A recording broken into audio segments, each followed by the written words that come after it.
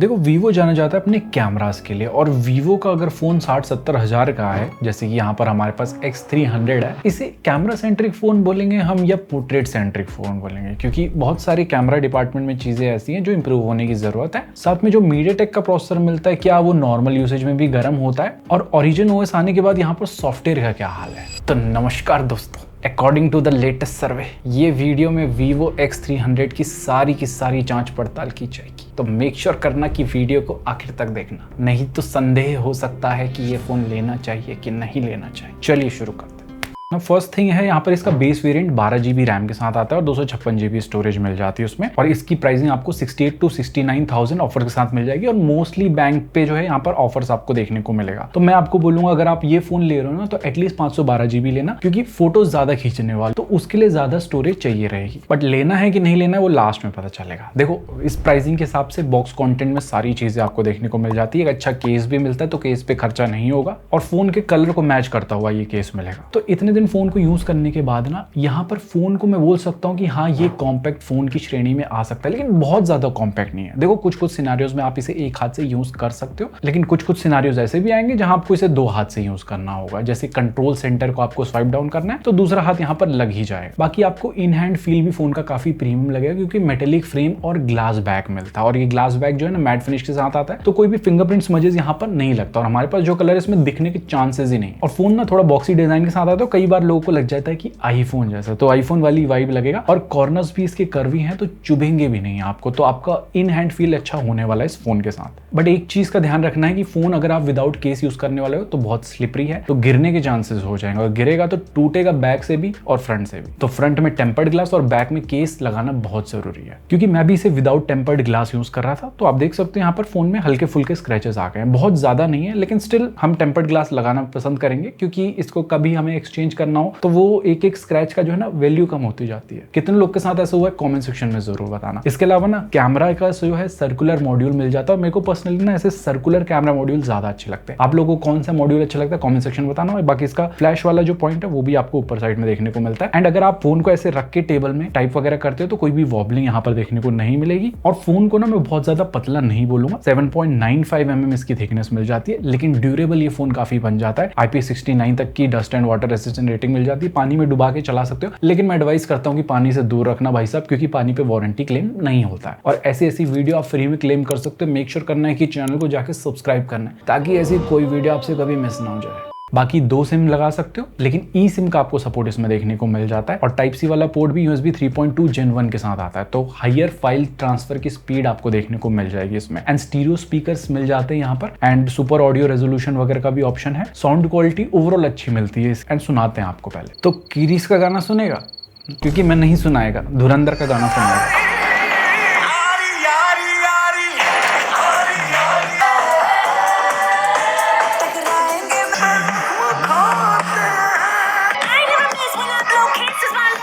Sound quality का experience अच्छा रहेगा। मूवी वगैरह देखो तो सराउंड साउंड वाला और अच्छी क्वालिटी, हल्का फुल्का बेस भी आपको सुनने को मिलेगा। इसके साथ आपको हैप्टिक्स भी अच्छे टक टक वाले क्रिस्प देखने को मिल जाएंगे, एंड ओवरऑल इंप्लीमेंटेशन भी इसका सही है। जैसे आप ड्रॉर में जाते हो अल्फाबेटिकली ढूंढोगे तो वहां दिखेगा, बैक जाते टाइम यहाँ पर फील होगा, रिसेंट पैनल ओपन करते टाइम होगा, रिसेंट पैनल से ऐप क्लियर करोगे तब फील होगा, वॉल्यूम कम ज्यादा बटन से करोगे तब फील होता है, लेकिन जब आप स्क्रीन में ऐसे करके ऊपर नीचे करोगे वॉल्यूम, वहां पर आपको ये टच फील नहीं होंगे। और कुछ इंप्लीमेंटेशन और बेटर हो सकता है, जैसे ब्राइटनेस में तो बिल्कुल यहाँ पर मिलता ही नहीं है, अगर क्विक सेटिंग पैनल में हम टॉगल ऑन ऑफ करेंगे वहां पर भी देना चाहिए, तो स्कोप है इंप्रूवमेंट का, क्योंकि जिंदगी में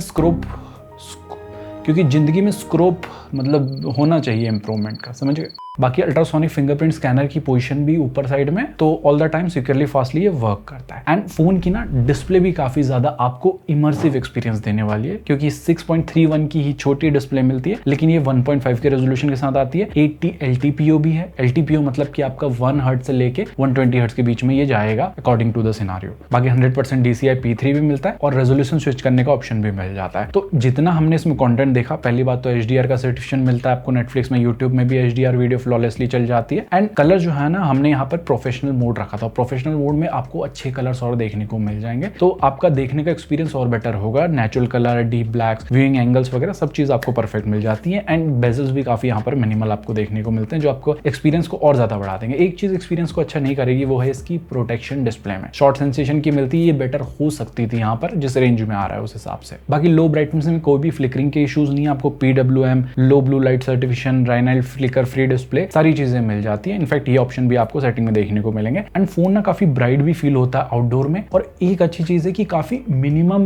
निट्स में भी चली जाती है इसकी ब्राइटनेस, जो है 1 निट्स तक। तो बहुत कम ब्राइटनेस में भी फुल रंगीनी आपको दिखने वाली है। बाकी 120 हर्ट्ज का रिफ्रेश रेट मिलता है, लेकिन ऐप स्पेसिफिक रिफ्रेश रेट का ऑप्शन नहीं है, लेकिन most of the app 120 hertz पे ही चलते हैं। तो डिस्प्ले यहाँ पर आपको प्रीमियम श्रेणी की बिल्कुल मिलेगी। एंड कनेक्टिविटी में भी जो है ना, फोन फ्यूचर प्रूफ बन जाता है। eSIM का सपोर्ट भी है, वाईफाई भी लेटेस्ट है, NFC एंड IR ब्लास्टर दोनों चीजें देखने को मिल जाती है। एंड 5G की स्पीड जितनी हमने टेस्ट करी जियो एयरटेल दोनों में सुपर से ऊपर देखने को मिल रही थी। डुअल 5G को सपोर्ट करता है। 5G प्लस भी कॉन्स्टेंट हमें देखने को मिल रहा था, 4G प्लस भी मोस्ट ऑफ द टाइम आता है। एंड कॉल करते टाइम ना Vio 5G पे ही रहता है, तो 5G कॉलिंग वगैरह भी आप इससे कर सकते हो। HD में फुल बातचीत हो जाएगी। डेडिकेटेड प्रॉक्सिमिटी सेंसर भी है, कॉल रिकॉर्डिंग भी चुपके से कर सकते हो। एंड ओवरऑल कॉलिंग का एक्सपीरियंस भी सही रहा है इससे, मतलब सामने वाली पार्टी को भी आपकी आवाज आराम से क्रिस्टल क्लियर जाती है। अभी ऐसा मैं क्यों बोल रहा हूँ वो कैमरे वाले सेक्शन में समझ आएगा। तो अब आते हैं इसके मेन मुद्दे पे, जो है software. Origin OS 6 based on Android 16 आपको मिलता है। कंपनी ने प्रॉमिस किया 5 मेजर अपडेट प्लस 7 साल के सिक्योरिटी पैच मिलने वाले हैं। अपडेट के मामले में रेगुलर भी हैं, और इनके जो 50-60 हजार वाले फोन है ना, इनको बहुत जल्दी यहाँ पर रेगुलर अपडेट्स भी मिलते रहते हैं। लेकिन कुछ चीजों का शिकायत है मुझे, जैसे फोन को जब फर्स्ट टाइम बूट किया था ना, बहुत सारी रिकमेंडेशन स्टार्टिंग में ही ऑन आई थी। इन्हें जो है बाय डिफॉल्ट ऑफ ही रखना चाहिए, क्योंकि शुरू में कभी कभी ना हम directly next next next next कर देते हैं एक्साइटमेंट में, लेकिन आपको ऐसे एक्साइटमेंट में नेक्स्ट नहीं करना है, नहीं तो फालतू के नोटिफिकेशन बाद में आते रहेंगे। इनफैक्ट इसी के जस्ट बाद में एक और ऑप्शन आता है कि जहां पर ऑल एप्स यहां पर टिक रहते हैं इंस्टॉल करने के लिए, तो इसको भी ध्यान से आपको डिसेबल कर देना है, नहीं तो इतनी लंबी लिस्ट है सब इंस्टॉल हो जाएगी। एंड आउट ऑफ 512 GB इतना कुछ आपको शुरू में फ्री मिलेगा। जब फोन को फर्स्ट टाइम बूट किया था 6 प्री इंस्टॉल्ड एप्स मिले थे, ये बेसिक वाले मिलते हैं, सबको अनइंस्टॉल कर सकते हो, इवन गूगल एप्स को भी अनइंस्टॉल कर सकते हो। लेकिन यहीं पे काम खत्म नहीं होगा, कुछ नोटिफिकेशंस को भी आपको ऑफ करना है, जिससे आपको अननेसेसरी नोटिफिकेशन ना मिले, जिसमें आ जाता है ब्राउजर,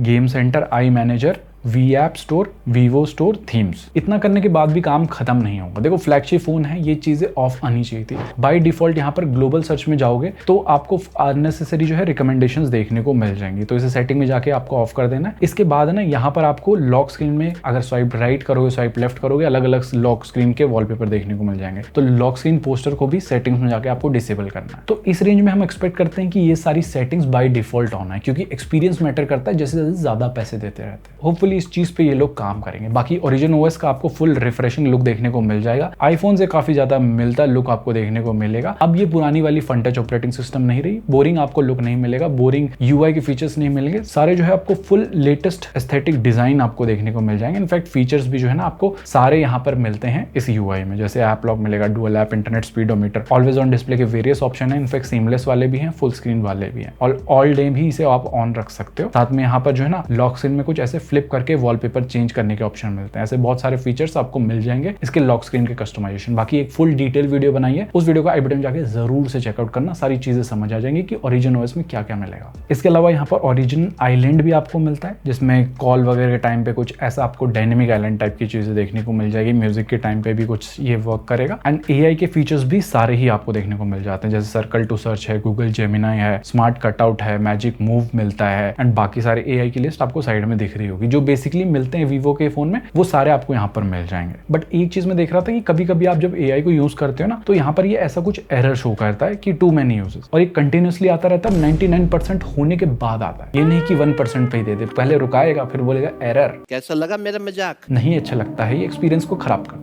इसके बाद ना एनिमेशंस आपको सारे प्रॉपर देखने को मिल जाते हैं। ऐप ओपन करोगे, क्लोज करोगे, जल्दी जल्दी भी करोगे, ऐप स्विच करोगे, यहाँ पर फोल्डर ऐप को ओपन क्लोज करोगे, विजेट के ओपन क्लोज के एनिमेशन, रिसेंट पैनल में सारे प्रॉपर एनिमेशन है, ऐप ड्रॉअर में मिलते हैं। इनफैक्ट कंट्रोल सेंटर के भी आपको प्रॉपर एनिमेशन देखने को मिल जाते हैं। सो हमने जितना यूज किया ना Origin OS के बाद, डेफिनेटली एक चीज मैं बोल सकता हूँ कि काफी फ्लूइड हुई है अब इनकी UI। अब फ्लूइड के साथ मतलब ये नहीं है कि बिल्कुल यहाँ पर स्टेबल भी होगी। अब मैं यहाँ पर देख रहा था नॉर्मल यूसेज में ना कहीं फोन का टेम्परेचर 40 डिग्री सेल्सियस तक तक पहुंच रहा है, जो थोड़ा मैं बोलूंगा कि हाँ हल्की हीटिंग यहाँ पर हो जाती है। अब ये चीज आ जाती है इसके परफॉर्मेंस पे लेके, क्या यहाँ पर मीडियाटेक की वजह से यहाँ पर हीट हो रहा है? तो देखो मीडियाटेक का प्रोसेसर तगड़ा वाला इसमें देखने को मिल जाता है, LPDDR5X अल्ट्रा रैम है, UFS 4.1 की स्टोरेज है, साथ में वीवो का V3 प्लस वाली चिप भी देखने को मिलती है जो फोटोज वगैरह के टाइम पे आपके हेल्प आएगी। देखो पहली चीज ये प्रोसेसर कितना पावरफुल दिखा देता हूँ, बेंचमार्किंग स्कोर देख सकते हो काफी तगड़े आपको 22 मिल जाते हैं, गीकबेंच अच्छे मिलते हैं, ग्राफ यहाँ पर येलो है और 1.4 लाख प्लस के रीड राइट स्कोर्स मिलते हैं। तो एक चीज पकड़ के चलो, ये फ्लैगशिप लेवल का ही प्रोसेसर आपको मिल रहा है इसमें। अब यही सेम प्रोसेसर आपको Vivo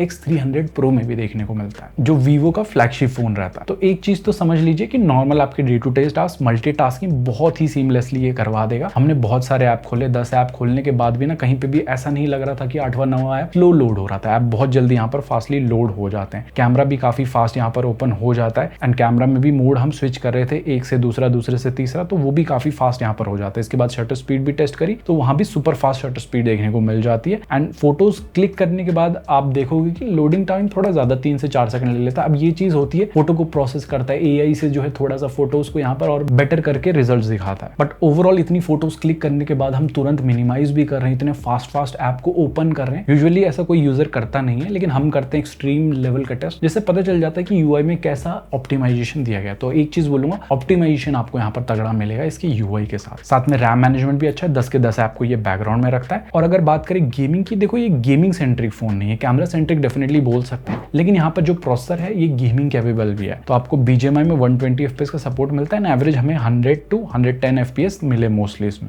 एंड मैं खुद जायरोस्कोप प्लेयर हूँ, तो जायरोस्कोप की भी यहाँ पर परफॉर्मेंस बिल्कुल एक्यूरेट आपको देखने को मिल जाती है। एंड कॉल ऑफ ड्यूटी में भी मीडियम सेटिंग में 120 FPS का सपोर्ट है, जिसमें हमें एवरेज 110 FPS तक मिल रहे थे मोस्टली। बाकी हमने हैवी गेम जैसे जेंशिन इंपैक्ट भी इसमें ट्राई किया, जिसमें हाईएस्ट सेटिंग पे 60 FPS का सपोर्ट मिलता है एंड एवरेज में बोलूंगा 50 to 55 FPS के बीच में एवरेज परफॉर्मेंस मिल रही थी। अब मेन चीज आ जाती है, क्या यहाँ पर मीडियाटेक का चिप है तो ये हीट करता है कि नहीं करता। देखो मैंने काफी लंबे टाइम तक इसमें गेमिंग करी है, 1 घंटे तक गेमिंग करी है, जिसमें आप देखोगे कि यहाँ पर टेम्परेचर बढ़ता नहीं है, 40 डिग्री सेल्सियस के ऊपर जाता ही नहीं है। अगर आप इंडोर वाली कंडीशन में जहाँ फैन चल रहा हो, नॉर्मली हमने AC वगैरह में कोई टेस्टिंग नहीं करी है, तो ये थर्मल्स में बोलूंगा अच्छे हैं मीडियाटेक के प्रोसेसर के लिए। लेकिन नॉर्मल यूसेज में थोड़ा ज्यादा गर्म हो जाता है, स्पेशली जब आप थोड़ा कैमरा वगैरह को यूज करते हो। तो होपफुली यहाँ पर थोड़ा और थर्मल्स पे काम किया जाएगा नॉर्मल यूसेज के लिए। बाकी बाईपास चार्जिंग मिल जाता है, गेम मोड में ये सारे फीचर्स मिल जाते हैं। तो ओवरऑल परफॉर्मेंस में भी डिसअपॉइंट नहीं करेगा फोन, ये चीज आप पकड़ के चलिए। और फोन छोटा है तो बैटरी छोटी नहीं मिल रही, यहाँ पर आपको 6040 mAh की बैटरी मिल जाती है, जो 1 से 1.5 दिन आराम से हमारे यूसेज में चला रहा था। एंड आप यहाँ पर यूसेज देख सकते हो, हमने हमेशा 1.5 के रेजोल्यूशन यूज किया, जिसमें हमें 8 to 9 आवर्स के बीच में अप्रॉक्स स्क्रीन ऑन टाइम मिल रहा था, जिसमें 1 घंटे का गेम प्ले भी था। तो इतना बैटरी बैकअप हम अच्छा कंसीडर करेंगे। बाकी 2% का ही आइडल ड्रेन होता है 5G में, पूरा रात अगर आप रख देते हो फोन को ऐसे ही। बाकी 90 वॉट की चार्जिंग को सपोर्ट करता है, जो 60 मिनट्स में अप्रॉक्स फुल चार्ज भी हो जाता है। 40 वॉट की वायरलेस चार्जिंग का भी सपोर्ट में, साथ में रिवर्स वायरलेस चार्जिंग का सपोर्ट भी आपको इसमें मिलता है। तो ओवरऑल बैटरी वाले डिपार्टमेंट में सारी चीजें आपको मिल जाती हैं इस प्राइस के अकॉर्डिंगली। बट आ जाता है इस फोन का सबसे मेन मुद्दा, वो है इसका कैमरा। देखो सेंसर्स यहाँ पर काफी तगड़े आपको देखने को मिल जाते हैं। 200 मेगापिक्सल का OIS सेंसर है, 50 मेगापिक्सल का 3x टेलीफोटो है, 50 मेगापिक्सल का अल्ट्रा वाइड है, फ्रंट में भी आपको 50 मेगापिक्सल का शूटर मिलता है। तो सबसे पहले बात करें फ्रंट कैमरा के बारे में, तो फ्रंट कैमरा से काफी क्लोज टू नेचुरल साइड में फोटोज देखने को मिल जाती है। ऑल्दो यहाँ पर जाइस मोड मिलता है, फ्रंट से भी आपको यहाँ पर जाइस मोड में सारे फिल्टर्स देखने को मिल जाएंगे और ऊपर से फ्रंट की फोटोज 0.8x में आती है, तो आपका फील्ड ऑफ व्यू ज्यादा आता है। बाकी लाइट को ये बैलेंस कर लेता है, नॉर्मल पोर्ट्रेट दोनों ही मोड में, एंड पोर्ट्रेट मोड में एज डिटेक्शन वगैरह भी यहाँ पर प्रॉपर्ली हो जाता है। एंड ये कुछ फोटोज हैं फ्रंट कैमरा से जो हमने अलग अलग सिनेरियोज में लिए हैं, इससे आपको आइडिया मिल जाएगा। बाकी बात करें बैक से, तो बैक से यहाँ पर जो है ना फोटोज अगेन नेचुरल साइड में देखने को मिल जाती हैं। कुछ जगह पे थोड़ी फोटोज लगेंगी कि थोड़ी डार्क आ रही है, एंड वो सिनेरियो पे आएंगे, लेकिन ये सारे सैंपल्स जो है हमने 1x से लिए हैं। अब यहाँ पर मेन सेंसर से 1x, 2x, 3x, in fact 10x में फोटोज क्लिक करने का ऑप्शन है, जिसमें 3x और 10x वाली फोटोज टेलीफोटो सेंसर से लेते हैं, जिसकी वजह से यहाँ पर डिटेलिंग आप देखोगे बेटर देखने को मिल जाती है। साथ में मैक्सिमम जूम 100x तक हो जाता है। तो यहाँ पर ये कुछ सैंपल्स हैं 3x, 10x वाले,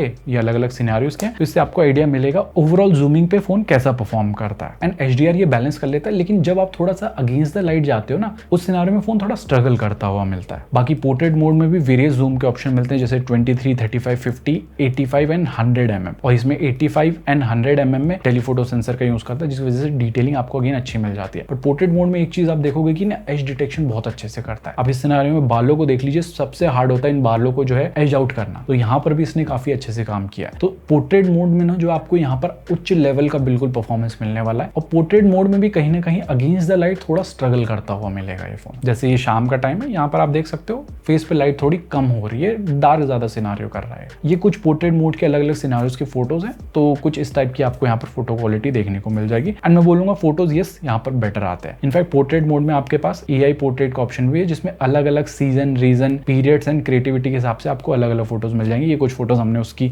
ली हैं जो AI की मदद से यहाँ पर सब फोटोज को बनाता है। इनफैक्ट यहाँ पर जाइस मोड भी मिलता है, जाइस मोड के कुछ फिल्टर्स मिल जाते हैं, पोर्ट्रेट के कुछ इफेक्ट्स आपको अलग अलग देखने को मिल जाएंगे। तो पोर्ट्रेट मोड में फोटोज क्लिक करने के वेरियस ऑप्शन मिलते हैं। अब एक जगह मैंने देखा इस फोन को थोड़ा स्ट्रगल करते हैं, वो है थोड़ा लो लाइट जब होता है। तो लो लाइट की सिनारियोज में ना फोटोज यहाँ पर आपको लगेगा कि ग्रीन ज्यादा दिख रहे हैं, क्वालिटी थोड़ी कम आ रही है, लाइट को थोड़ा कम कैप्चर कर पा रहा है। तो ये कुछ सैंपल्स हैं लो लाइट के, तो यहाँ पर थोड़ा स्ट्रगल करता हुआ ये मुझे दिखा है। अब एक और यहाँ पर मैं देख रहा था कि अब फ्लैश ऑन करके अगर आप फोटोज लेते हो ना तो एक्स्ट्रा ही वाइट कर देता है, कुछ ज्यादा ही इफेक्ट लगा देता है। आई डोंट नो क्यों, ये जैसे मैंने मिरर सेल्फी ली है इसमें। बाकी अल्ट्रा वाइड से यहाँ पर फोटोज में डिटेलिंग अच्छी मिल जाती है, तो अल्ट्रा वाइड के आप अच्छे शॉट्स यहाँ पर ले सकते हो। ये सारे सैंपल्स अल्ट्रा वाइड के हैं, तो इससे आपको आइडिया मिल जाएगा। बाकी एक और चीज में अच्छा है कि मैक्रो शॉट्स यहाँ पर अच्छा आ जाते हैं। अब ये जो है ना एक ड्रैगन हमारे यहाँ पर बालकनी में आ गया था, जान जोखिम पे डाल के जो है ना हमने फोटोज लिए, तो इसके लिए एक लाइक बनता है। तो इन फोटोज को देखोगे कि डिटेलिंग आपको कितनी अच्छी मिल जाएगी। तो वेरियस जूम के ऑप्शन आपको मैक्रो मोड में मिलेंगे। ये सारे मैक्रो मोड में ही हमने फोटोज लिए हैं। अब अगर बात करें वीडियो के बारे में, तो फ्रंट से आप 4K 60 FPS पे स्टेबल वीडियो रिकॉर्ड कर सकते हो। और यहाँ पर जो है ना 0.8x से 1x एंड 2x का जूम ऑप्शन भी आपको फ्रंट में देखने को मिल जाएगा, लेकिन कैमरा स्विच नहीं कर सकते 460 FPS पे। और बैक से मैक्सिमम 4K 120 FPS पे वीडियो रिकॉर्ड कर सकते हो स्लो मोशन के लिए, लेकिन हमने ये जो वीडियो रिकॉर्ड की है ये 4K 60 FPS पे लिए, तो यहाँ पर आपको स्टेबल वीडियो देखने को मिल जाती है। सो ऐसी कुछ क्वालिटी है, लाइट कितना अच्छे से बैलेंस हो रहा है इसका भी आइडिया मिल गया होगा। और बहुत सारे लोग पोर्ट्रेट मोड में भी वीडियोस लेते हैं, तो यहाँ पर पोर्ट्रेट मोड में फ्रंट बैक दोनों से 4K 60 FPS का सपोर्ट मिलता है, लेकिन यहाँ पर ना कुछ दिक्कत है, आप ऑडियो सुनोगे तो समझ आ जाएगा। पोर्ट्रेट वीडियो में भी 4K 60 FPS का सपोर्ट मिलेगा।